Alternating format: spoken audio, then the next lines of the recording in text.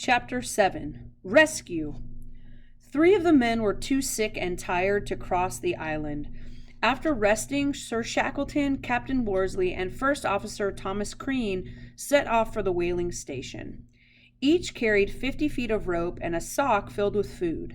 Screws from the caird were stuck into their boots to help them grip the slippery ice. Shackleton guessed they had only 17 miles to hike. He did not know it was 30 miles over icy mountains. But he knew help for the 22 men stranded on Elephant Island lay on the other side. The 3 men climbed up and down mountains. They hiked over and around glaciers. Their legs ached, for they had done no walking for a long time. They reached the top of a mountain late that afternoon. Storm clouds raced their way. They did not have a tent or sleeping bags. If the storm caught them on the mountain, they would die. Using their ropes, they made a sled. Not knowing if cliffs lay ahead, they rocketed down the mountain and crashed into a snowbank. Laughing, they walked on. Sometimes they went the wrong way and had to retrace their steps. They were exhausted. Shackleton let the others sleep only 5 minutes at a time. To fall sound asleep could bring on death. Finally, they saw the whaling station. One man said, "Boss, it looks too good to be true." Then they heard a steam whistle. "Never before had any of us heard sweeter music," Shackleton wrote. The whistle meant men. Men meant rescue. They saw a ship and tiny men far below. Shackleton, Worsley, and Crean shook hands at their success. One last challenge blocked their way, a towering waterfall. Using their ropes, they slid down through the freezing water.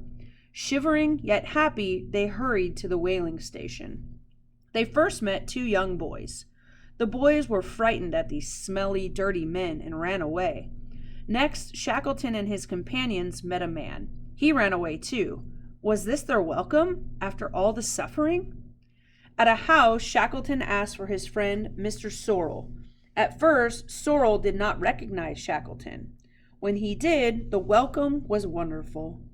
Shackleton and his men were warmed and fed. They were cleaned and given new clothes. They were told of the millions of young men dying in the war in Europe. Sorrell sent a whaling ship to rescue the 3 men on the other side of the island. Captain Worsley went with the ship. When he reached them, the men did not recognize him, clean and in new clothes. Carefully, they loaded the faithful James Caird onto the whaling ship. Today, the James Caird is on display in England. People gaze at her in admiration for making the 800-mile journey across such terrible seas. The whalers eagerly helped Sir Shackleton prepare a ship, the Southern Sky, to rescue the men on Elephant Island. The ship was no Endurance. She could fight waves, but not ice. Within 70 miles of Elephant Island, they were forced to go back. Shackleton would not give up. He got another ship. Ice again stopped him. Yet another ship also failed. On the 4th attempt, after 4 long months, Sir Ernest Shackleton reached his 22 stranded men. All were alive. They had survived by eating seals and living under their boats.